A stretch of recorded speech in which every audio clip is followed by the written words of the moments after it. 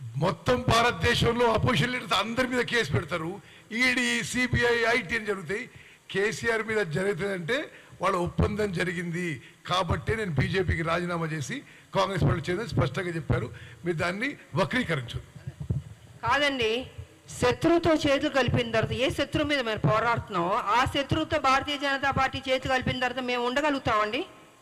చెప్పండి, మీరు ఉండలేం కదా. మా 10 ఏళ్ల నుంచి కేసీఆర్ మీద మేము పోరాడుతున్నాం.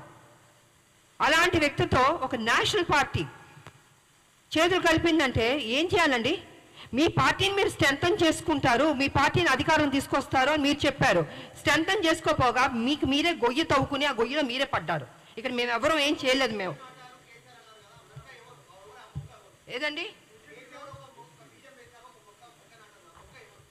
మీ భారతీయ జనతా పార్టీలో అసైన్డ్ భూములని చెప్పి మొత్తం బయటకు వచ్చి కేసులు పెట్టారు, మమ్మల్ని వేధించారు అని చెప్పారు. ఏమండి, మీరే తెలుసుకోండి. నేను మళ్ళీ పర్టికులర్గా చెప్పడానికి ఎందుకు, మీరే తెలుసుకోండి. మీరు అన్నీ తెలుసుకోండి. మీరు తెలుసుకోండి, మీరు మీడియా కదా. అబ్బా, మీకు తెలీదా అండి మీడియా? అబ్బా, మీకు అన్నీ తెలుసండి. చారి గారు, టూ స్మార్ట్.